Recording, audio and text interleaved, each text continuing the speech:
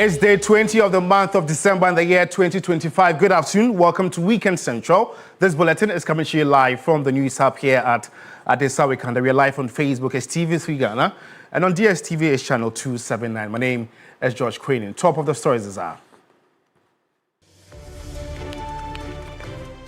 President's Special Envoy for the Sahel receives Nigerian aircraft and crew just released by the Burkinabe authorities after being detained allegedly for violating Burkinabe airspace.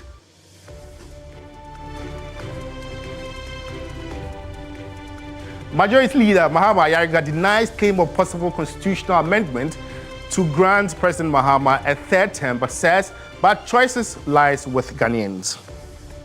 Also coming up this afternoon, Education Minister entreats striking teachers of the Colleges of Education Association of Ghana CETAG to call off their strike since government has initiated steps to pay the $41 million CD arrears owed them.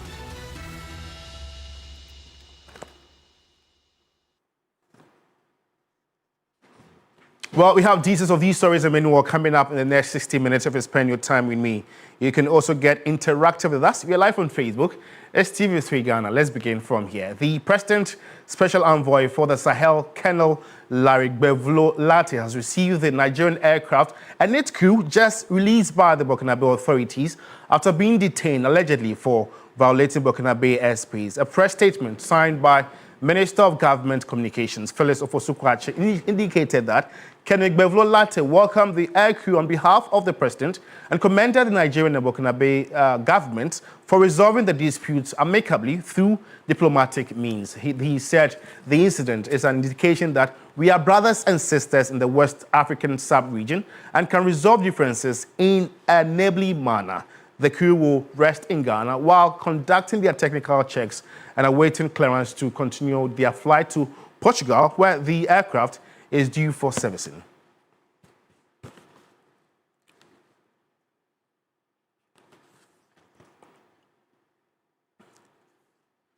Well, let's still stay on this very matter and speak to Dr. Victor Docker, who is a lecturer, Faculty of Academic Affairs, Kofi Annan International Peacekeeping Training Center. Doc, how does this incident reflect Ghana's diplomatic influence in the Sahel region? Well, thank you very much. I think this incident shows how we have positioned ourselves to becoming what I term as the regional hegemony. Because when you look at the aspect of leadership in the region, for some time now, you don't see that role. You only see the organizations such as ECOWAS and AU playing, but then you need individual states that would take, some steps with regards to diplomacy, deepening relationships, and then playing that very key hegemonic role in diplomacy and conflict prevention. So you can link this to the role with regards to our president having appointed the next AU chair, and then you can conclude that based on that, the aspect of hegemonic role and responsibilities is what we are sort of like picking up and wanting to do, which is in the right direction. So for the two states, Burkina and then Nigeria, to also conclude these states personnel is in the right direction. So I think in the spirit of good diplomacy and then conflict prevention, conflict management, this is the right thing to do. And for us to receive them also talks about the multilateral aspect of diplomacy. Doc, all these countries are part of ECOWAS. So what implications does the amicable resolution have for the bloc cooperation? So I think what the implication it has is, one, we need to understand that when it comes to regional dynamics, the aspect of prevention conflicts is very key. Managing them is very key. But overall, how do we enhance our diplomatic ties? The bilateral relationships that we have that exist needs to be built upon. So we can do this in various forms, using soft diplomacies and then whatnot. So I think going forward, what we need to do is engage more and then sort of like build that spirit around collaborations, coordination, which is very key. Communication is very important in this aspect and it ties to diplomacy. So I think in all, we are on the right trajectory. But going forward, I think we need to understand each other more and build that strong diplomatic ties. Okay, Doc, so Ghana is the mediator in all of this. How does its role as a mediator impact its relationships with Nigeria and Burkina Faso? So we are at a strategic position, being a mediator, get to understand the interests and wants of both parties or conflict aspects. So it puts you in that very advantageous position to now link or use with every party easily. And as a mediator, you also get your respect, get confidence in dealing with these two. You are seen as a neutral and respected party. So our position is very key, not just for the short term, but in the long term, because then anybody can call on us as a nation or president, and its appointees or whatever, to lead negotiations or lead diplomatic engagements. So it is very important for us to now look at how we can build on that and leverage on, economic ties, defense, security, and all those aspects. It makes it easy to, or deal with any kind of threat in the region. Yeah, so Doc, before you part company, how might this incident affect future collaborations on security issues in West Africa? It won't, in my opinion, unless we don't take or learn from this instance. So now, what has happened now will tell us to better deal with each other in terms of security and defense. So it is important for all the security authorities, defense ministers, and one of defense chiefs to now understand the regional dynamics, which keeps changing, and then adjust. So communication, the ties that I already talked about is very key in building. So if we have those in place, it makes it easy. If there should be any, mistakes on the part of any country, then you wouldn't sort of like point fingers and then accuse them or allege they want to overthrow or do anything untoward. So I think, in essence, what this does is to give us an opportunity to look at what went wrong and then correct it. It was better communication, engagements, and then build a strong bilateral relationship that already exists. Doc, thank you so much for your time, and always a pleasure engaging your thought or expertise on topical issues like this. Dr.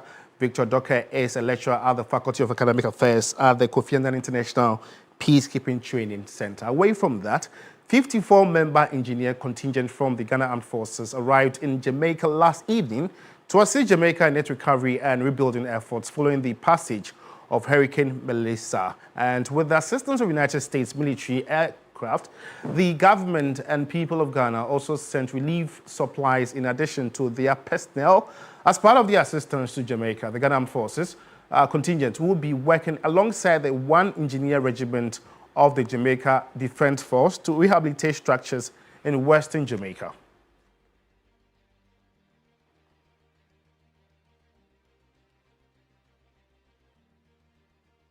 Back to Ghana, Education Minister Haruna Idris was entreated striking teachers of the Colleges of Education CETAG to call off their strike since the government has intensified or initiated steps to pay their 41 million cedi arrears. CETAG has been on strike since November 24 of unpaid allowances. The strike affected all 46 colleges of education across the country. The minister made the call when he handed over 20 vehicles to the principals of the colleges of education here in Accra. We need industrial peace and harmony on the campuses of learning. When you prolong your strike action, it does affect career planning and the career path development of the young people. I discussed with Honorable Finance Minister Atufos, and even this morning, I woke up to the same matter. We are mobilizing the 41 million to pay. So it is not as if we are not committed to pay. Last month when teachers didn't get some allowances, they should celebrate President Mahama. We've paid the allowances. Any of you who went to take your salary this month, those 2 outstanding allowances that were not paid by the controller have been honored.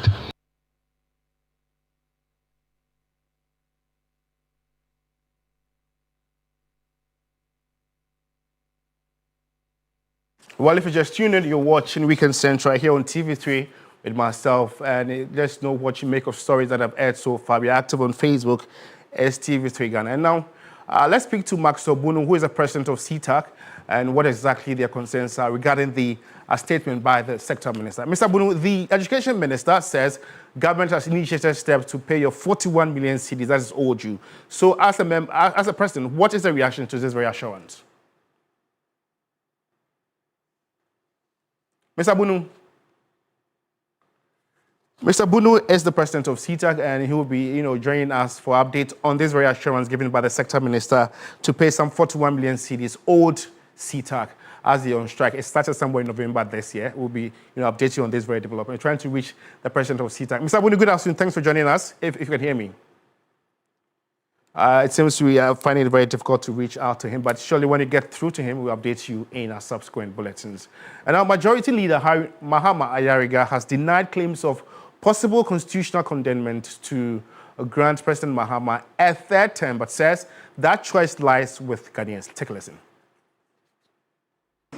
I know that due to the very, very excellent performance so far of John Dramani Mahama, Ghanaians are asking him to seek a third term. I know that. I know that because I read on social media, I listen to conversations, and Ghanaians believe that as a result of the good deeds of His Excellency President John Dramani Mahama, they don't want him to leave the presidency. They believe a third term is possible. And they believe that a third term is possible. And they are demanding for a third term. But John Dramani Mahama has not given any indication that he wants to go for a third term. But I have always said that Ghanaians will be the ultimate deciders of the future of this country.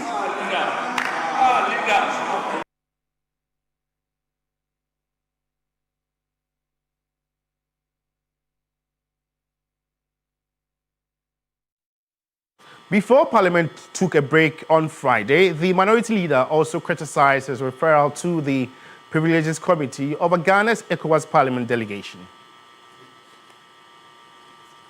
It is our prayer that the first Deputy Speaker and his committee will resist all temptations, are being pushed to do that which is never done in any democracy. The Minority Leader has not disrespected any order of this House. Indeed, the ECOWAS Parliament rejected outrightly the resolution that sought to remove the Minority Leader from his seat as an ECOWAS MP.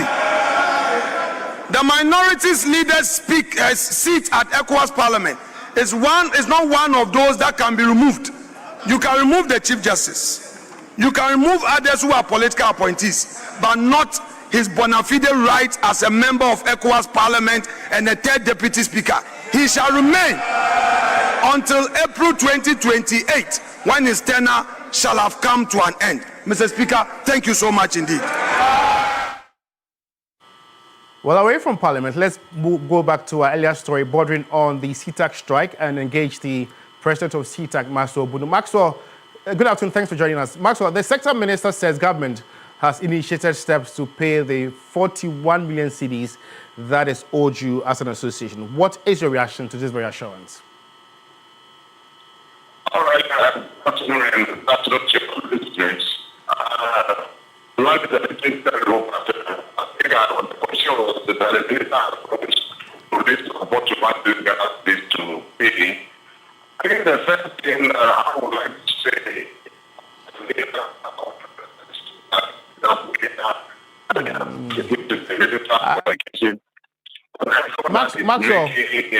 Maxwell, we are actually struggling to hear you. So when we actually fix the telephone lines, we'll really reconnect and so our viewers can hear you better. But this is Weekend Central, and we are active on Facebook. Engage us with your comment, opinions. Hopefully read them and share them to the rest of the world. And now, Director General of the National Road Safety Authority, Abraham Amaliba, is urging investigative bodies handling the extradition of Ghana's former Finance Minister, Ken Ofori-Atta, to consider processes to freeze his assets as a means of forcing him to submit himself for extradition.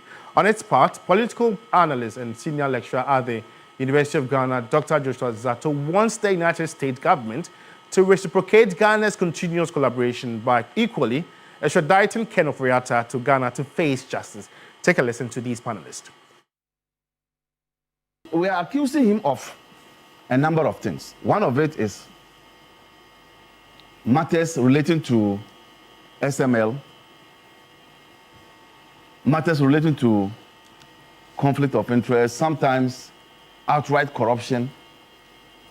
IOCO and SOP have provisions in their law that says that you can freeze a man's property when these matters are being investigated. Ofori-Atta is using the resources that we claim were wrongly or ill-gotten to fight us in the U.S. court. What do? Don't you cut off the oxygen? Forget about his investment in the U.S. But in Ghana, can't you cut off the oxygen? Because those resources are what he's using. How many Ghanaians, if they want to be extradited, can afford top lawyers in the U.S.? So I'm asking the authorities, the IOCO and the SOP, what is delaying the freezing of Ofori-Atta's properties? We all agree that he needs to come back home and account. If the country knows that Mr. ABCD has stolen and we have caught him red-handed, no amount of advocacy from a lawyer will save the situation if truth will prevail. If the government does not push, they must push the United States of America to do what is right. We cannot be saying that someone is sitting on our billions and you hide under the cover of laws in the U.S. and say that he must remain there while these twinkle latest Abu Trika and go are only taking under 10 million, you come and quickly take them. No. But you see, Alfred, why we are where we are today is that our legislative arm has disappointed this country. What do you mean? The parliament of the last administration, the 7th and the 8th parliament, we must heap all the blames on them for not defending the integrity of this country. Ken Ofori-Atta, are you surprised with it? With what is happening? In 1999, 1998, the Obotan Development Limited scandal, that criminality, that took away $2.4 million from SNIT. Everyone who mattered in Ghana's politics knew of that. Some of us in 2017, when he was going for vetting, we petitioned Parliament that do not approve this man because SFO investigation has revealed that he has to be prosecuted for swindling the whole state institution. You reference which SFO report again? SFO report, I'll get you the report. I mean, SFO did a comprehensive report on the Obotan Development Limited when they created the impression that they were going to put up assets. Here, this, your... So what was the response of Parliament's Appointments Committee based on this? They wouldn't even have courtesy to respond to you. They did not ask a single question on that matter. They approved him to be your Minister of Finance. That came, we thought that the MPP had an overwhelming majority then, so they could pass through. Then, thankfully, the Ghanaians did not do us any evil. They gave us a hung parliament. And here is why I come to the National Democratic Congress. They gave us a hung parliament in 2020. 2021, we went back and told them that do not approve Ken Ofori-Atta for he would destroy this country. At that time, I was in the MPP. I'm a big fan of the Big Push. I said it here. I really love Big Push. Yes. I want to see it, and I've said that. And I've also said that the government is responsible for some of the economic decisions they made. But that 24-hour is calm. Let me come back. The government has extradited some Ghanaians already to the United States. Absolutely. And they were working. Exactly. And they were working with the FBI to collect Shatawole's car, which I don't think they should collect that car. The point here is, why didn't they make a request for the repatriation of Ferdinand Tamakulu, who has actually been convicted of a crime? You have a woman there who has been convicted. In this case, you are not saying bring her back, let me prosecute her. No. The Court of Competent Decision has found her guilty. Now the Americans are saying, send us this man to prosecute the person.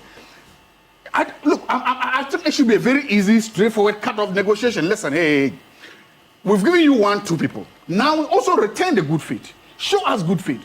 The next person you want, put setting up on the flight. We also put this man on the flight. If you put setting on the flight, Delta, United Airlines in Washington D.C. and we also put this person on the flight in Kotoka here. They will land at the same time. The inability or unwillingness of this government to exercise that option speaks of a certain level of cover-up or a certain level of unwillingness to bring that woman up. My position has been that we have waited for far too long to get to this point. It's for me, it's quite sickening that, it's taking us a whole year of back and forth to get to this position. I think that by now, either the former finance minister should have been convicted if he indeed is guilty of the offenses, or the issues involving his office would have come to some level of closure so that we move on as a nation. We cannot spend a whole year now trying to get him back into this country and then spend another year or more to try and possibly take a decision as to whether to be convicted or not. Now, government has laid before Parliament the Minerals and Mining Royalty Regulations 2025, aimed at introducing variable royalty bands for gold, lithium, and other minerals. The legislative instrument, LI, establishes a sliding scale framework that allows royalty rates to be adjusted in line with fluctuations in global commodity prices. There's more in this report. Acting Environment Minister Emmanuel Amakofi-Boa explained that based on current market prices, lithium attracts a royalty rate of 7%, which could rise to as much as 12% should prices increase. He addressed the press after laying the new instrument. I'm proud to say that I have brought an elaborate regulation that gives us a sliding scale agreement. What is the advantage in that? The advantage is that it allows the state to capture the benefit in good times. This sliding scale also gives the companies consideration when prices tumble in difficult times. Then the adjustment will automatically also favor a lower royalties. What is important for investors? It gives them certainty that when the price tumble, we will not be in trouble. That is not all. The new deal also introduces a 1% community development fund dedicated to financing infrastructural projects in the Infantiman municipality. The Natural Resources Minister noted that the deal applies to all mining agreements, offers greater certainty and predictability for both government and investors. I am excited about an enhanced lithium agreement that also embodies for the first time a 1% community development fund for the community that would transform the Infantiman community, so that when the resource is gone, we can look back and say that in this particular community, because of these resources, that is why we are seeing beautiful roads, we are seeing hospitals, we are seeing schools. That is what we've done. Meanwhile, the minority has rejected the new deal, stating that Barari DV Ghana Limited had agreed to accept an agreement of 10% royalty rate even when lithium prices collapsed on the market. Ranking member of the Lands and Natural Resources Committee, Kweku Aprechum Sapong, argues the deal undermines the public interest and weakens confidence in the country's resource governance framework. One cannot reject a higher negotiated outcome in opposition and later defend a lower outcome in government using the same legal framework. That is not policy coherence, but policy regression.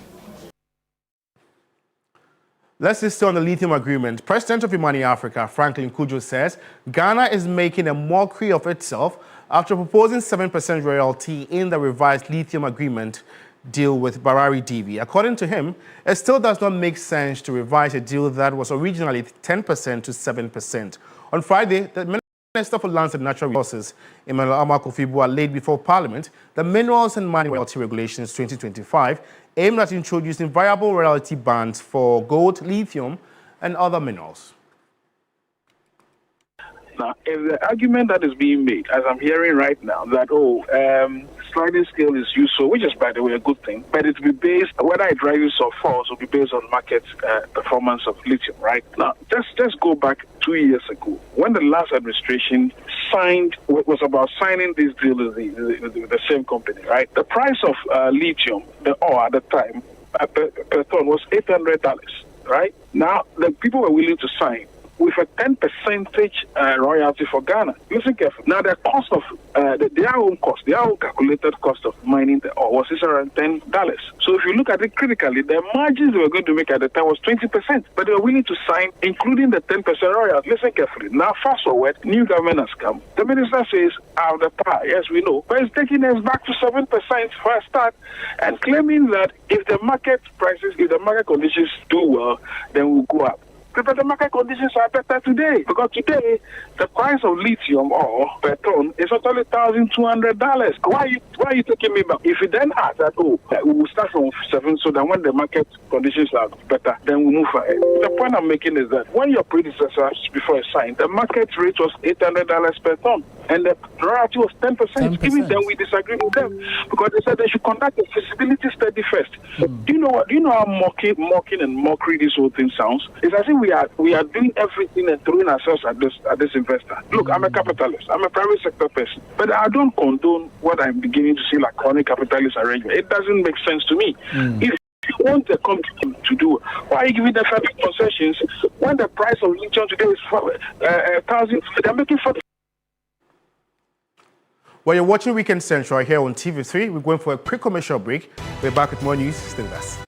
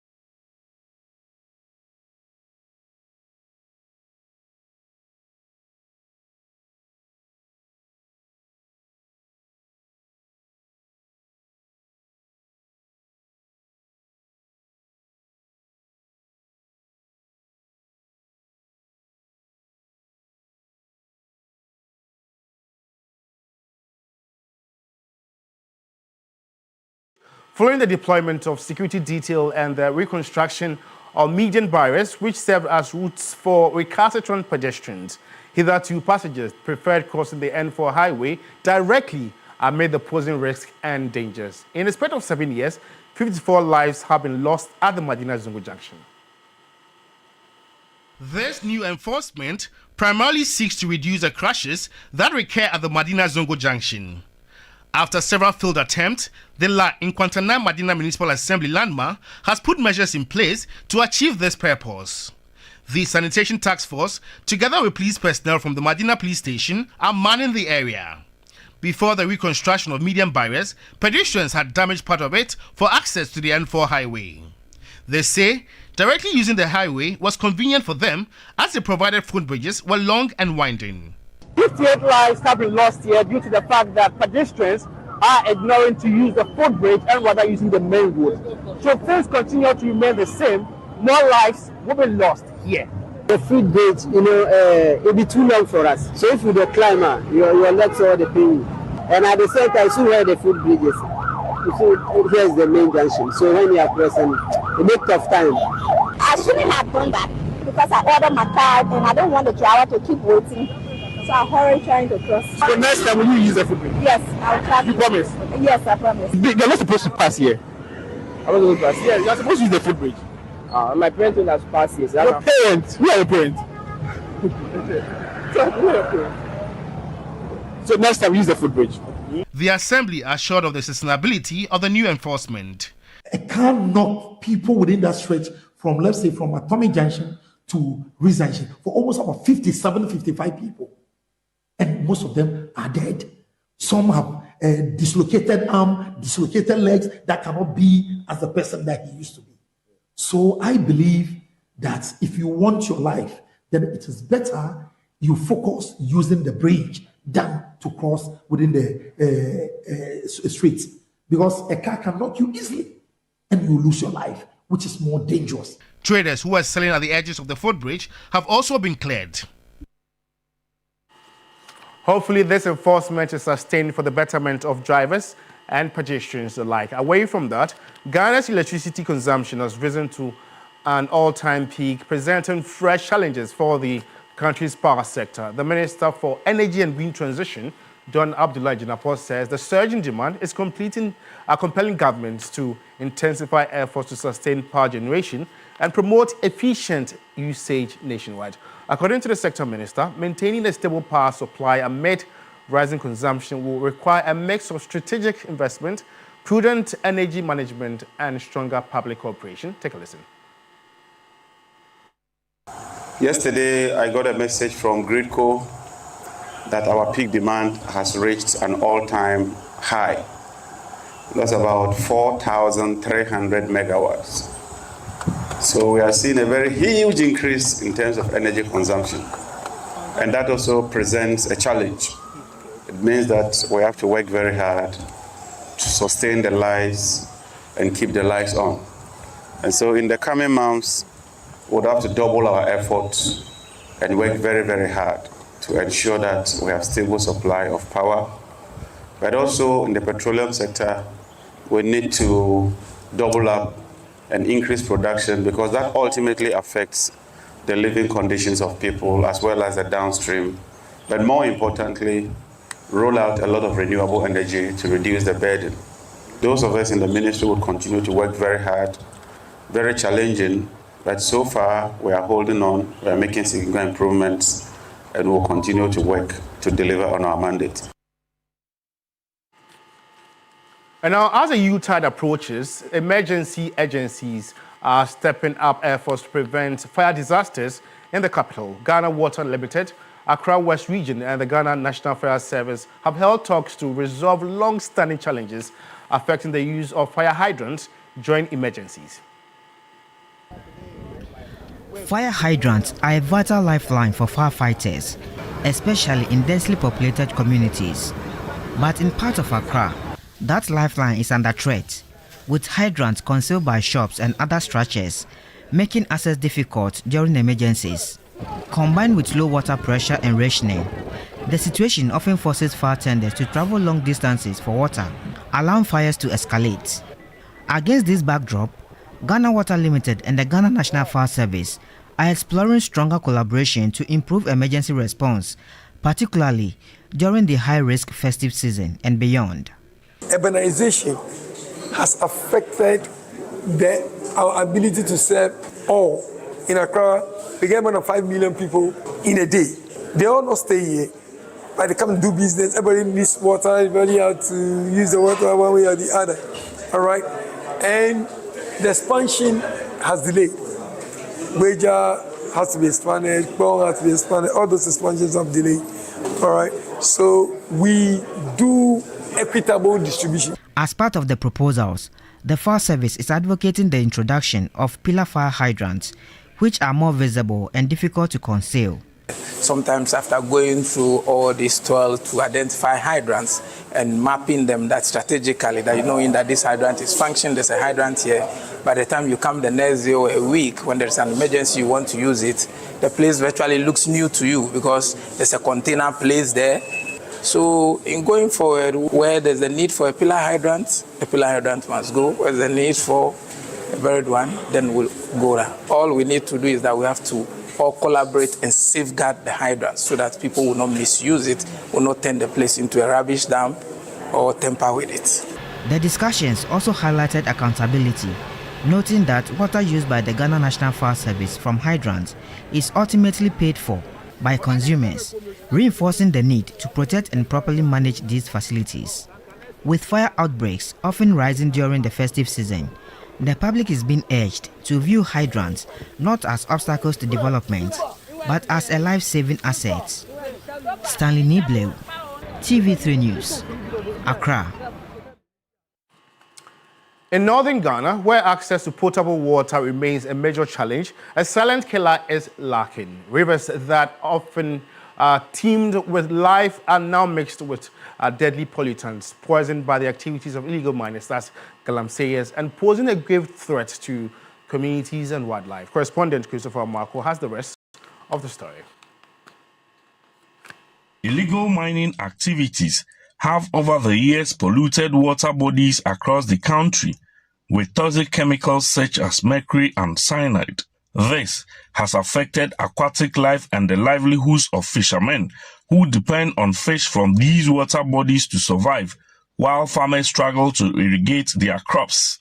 In communities along the White and Black Volta rivers, residents are reporting illnesses. We have recorded cases like unidentified sex.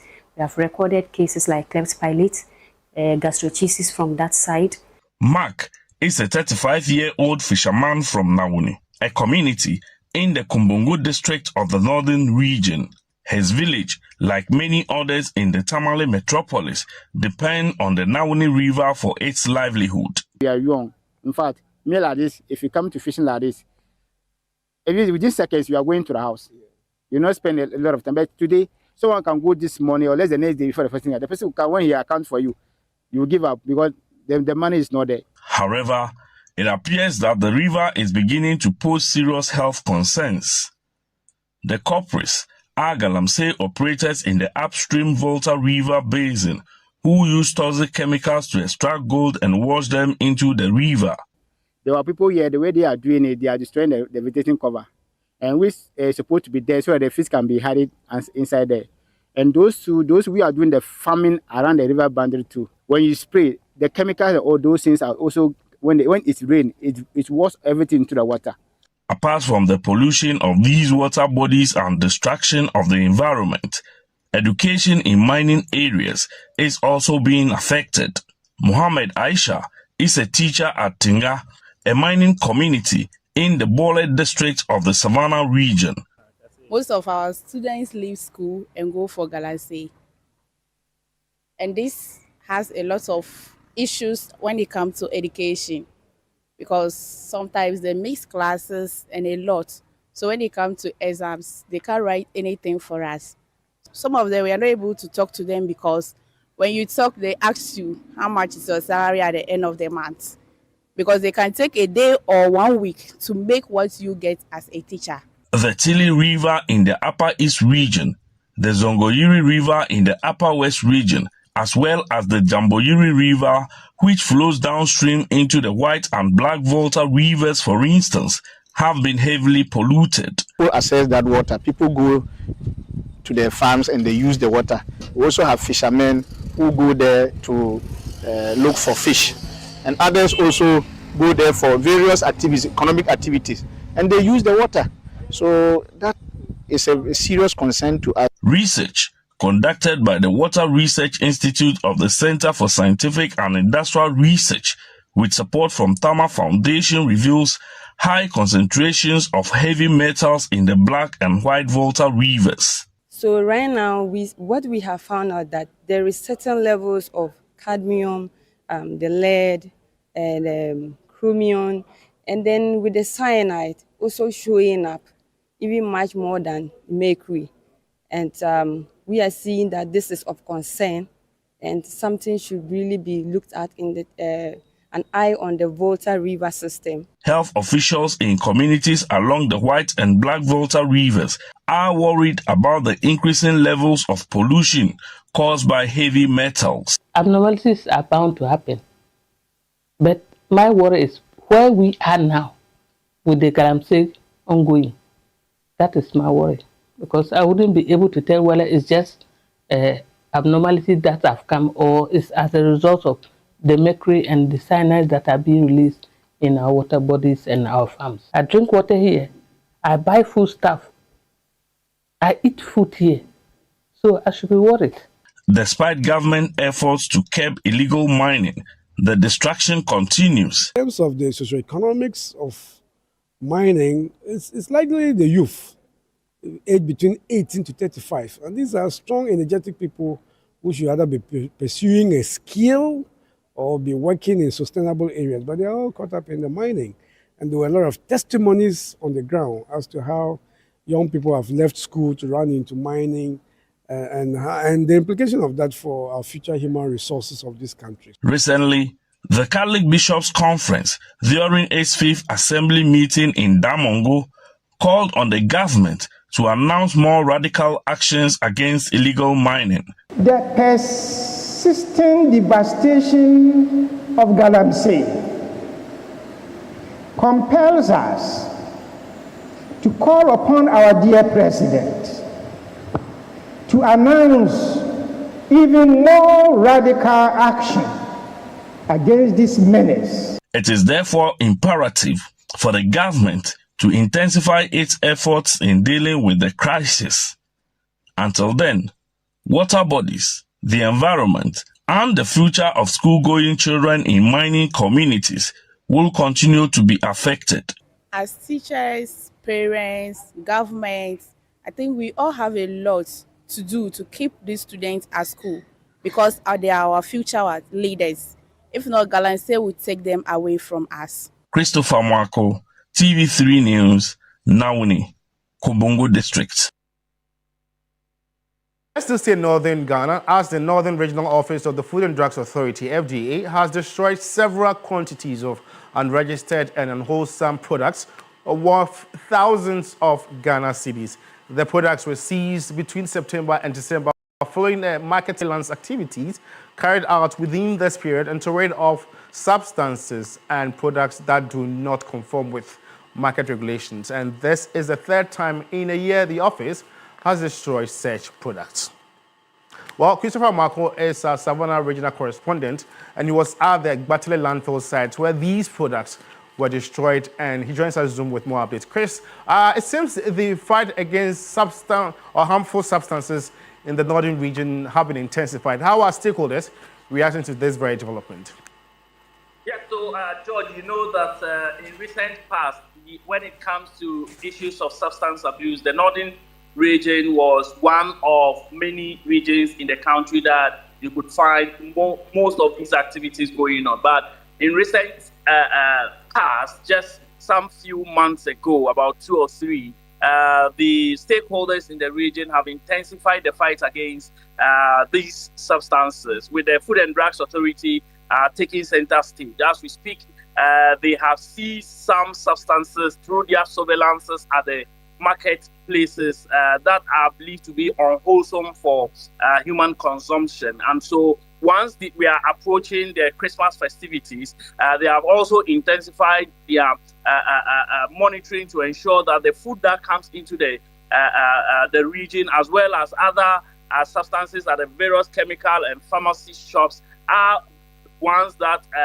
are consumable. And so these exercises are geared towards ensuring that the residents within these catchment areas do not contract any illnesses or consume substances that will affect their health. And so they have yesterday gone to destroy some substances they have seized over the period worth thousands of Ghana cedis. Let's take a listen to what the Food and Drugs Authority has been saying.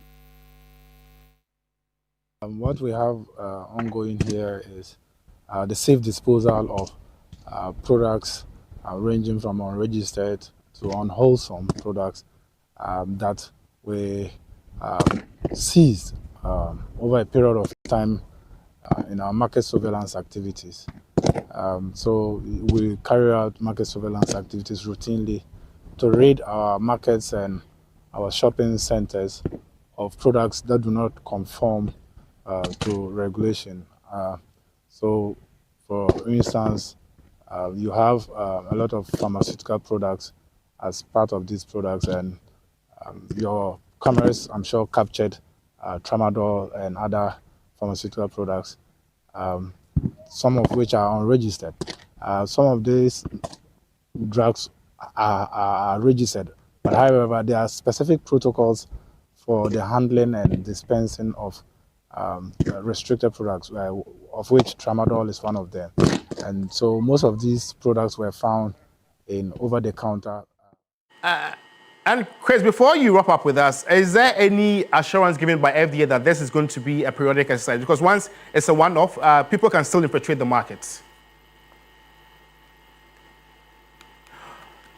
And we're having issues connecting to my colleague, Christopher Marco. He's our Savannah regional correspondent. This takes us to a second break. We're back with more news. Stay with us.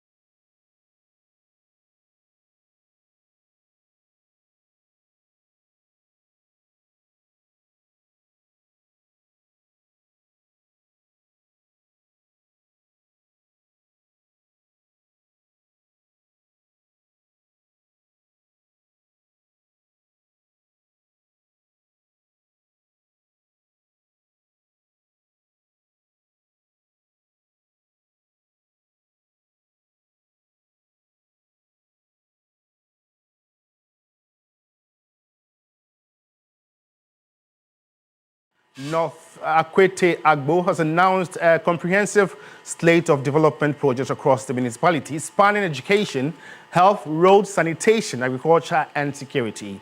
Addressing journalists in Accra, the MC said road accessibility remains a challenge in the municipality. A major update from the MC was the relocation of bus operations from the congested Pokwasi bus stop to a newly prepared terminal at SCP Junction. He described the move as part of the Assembly's broader decongestion strategy to ease traffic and enhance public safety, especially during the Christmas season. The MC announced several key interventions in the health sector, including of a CHIPS compound at Afiaman, resolution of the water challenges at Amanfrom, and construction of 4 new CHIPS compounds. He said the Assembly remains committed to closing infrastructure gaps and addressing long-standing community challenges despite limited revenue. The Ghana North Municipal Assembly has indicated that it will improve on sanitation during the festive season, whilst a directive has been issued against open defecation and littering. Ghana North is one of the assemblies within the Greater Accra region that is facing challenges in terms of accessibility road. Most of our roads are very, very bad. So the assembly this year, we've been able to embark on a lot of grading works. That's road shaping, right? And so we did a lot. We did a road shaping at Amanfrom, Abensu, Ayawaso, and part of Ofanko. The body of 54-year-old Kujo Dela Adovo, who was allegedly murdered on a farm in Pale Zoze, a community in the West District of the Volta region, has been released to the families for burial. The victim went missing from his farm in September, only for the body to be found buried in a nearby stream, a situation that left residents in fear. Meanwhile, the whole District Court 1 has, for the second time, remanded into prison custody a 28-year-old man, Frank Zenyo, who has been arrested in connection with this gruesome murder. Well, let's listen to the Bishop Goldsmith, leader for Justice for Kujo, a youth group from the community demanding justice for the victim after court proceedings. We went for autopsy of the body. Whatever they were looking for, we are very sure they have found. The body has since been released to the family for burial. The case has been adjourned to 19th of March next year, and we are very sure, we are very optimistic that justice will be served. Right now, we know that after investigations, the docket will have to travel to Attorney General's office for an advice. So full trial has not begun yet. Well, that's all time will allow us this very afternoon, and this production, of course, has been produced by Portia Gabo. For more news updates, just log on to our website, it's3news.com. And it's safe to wish you Merry Christmas in advance. Thanks for watching. Good afternoon.